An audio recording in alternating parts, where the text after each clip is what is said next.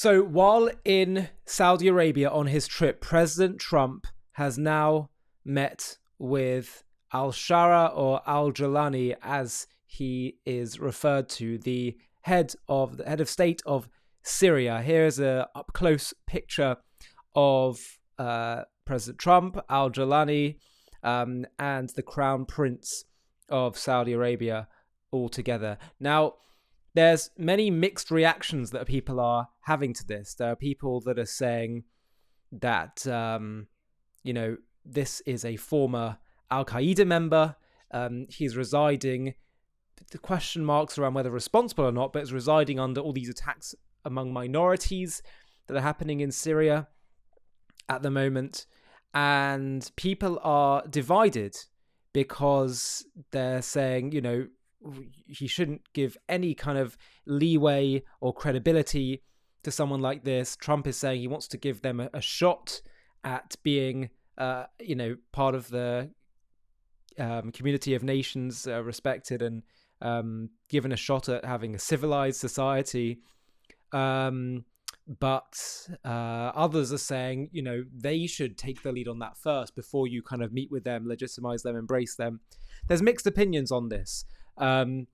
However, it does look like that he has made some demands to al-Jolani, President Jolani, that are to do with Israel and recognizing Israel. So for those who are saying, well, hold on, what's this going to mean for Israel's security? It's being reported that Trump has made some demands that are to do with Israel's security. Have a look at this. Let me just get this up for you. So, according to the White House, Trump has outlined the following demands. Number 1, join the Abraham Accords and normalize ties with Israel. Number 2, expel all foreign terror groups from Syrian territory. Number 3, remove Palestinian terrorists from the country. Number 4, assist the US in blocking any ISIS resurgence. Number 5, take control of ISIS detention centers in northeastern Syria. The Times of Israel are reporting more on the talks, and they're saying as follows. They've reported that in terms of deporting Palestinian terrorists, Trump has urged Syria's president to deport them, meaning that there's a whole host of Palestinians that live inside of Syria, and of course are causing trouble and radical. It's very interesting that he's suggesting that.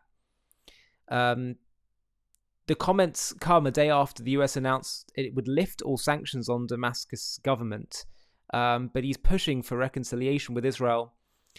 And Trump said it was his dream in a speech yesterday for Saudi Arabia to join the Abraham Accords. But then he also acknowledged that Riyadh would do so in its own time. So there's mixed feelings here. There's mixed feelings about this. On the one hand, people are saying, well, isn't Trump jumping the gun? Surely they should have to show the initiative first. But on the other hand, while meeting with these people, he is pushing for the interests of America and putting front and center normalization with Israel, and seeing that as essential to stability in the Middle East. So very interesting times. I'm sure many people will be very split about this move. But I'd love to know your thoughts in the comments.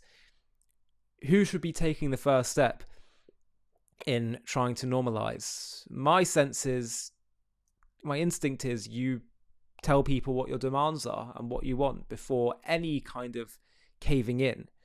And the onus is on the one that has been hostile historically, that has been acting immorally historically, that has to prove that they actually mean business before you start caving to their demands or lifting sanctions, etc., etc. But let me know what you think.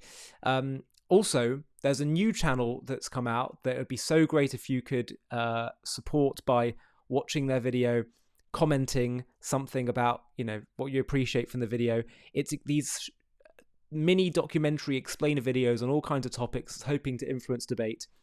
It's on a new channel called Dare to Know. And one of their first videos is about the insane Mossad pager operation with Hezbollah. I'm going to show you a little trailer from it. If you can click on the link in the video description or at the very end of the video of the trailer, click on it, and if you can add a comment to it, I'd be so greatly appreciative. It will really help them out to grow in influencing the debate around this. Have a watch.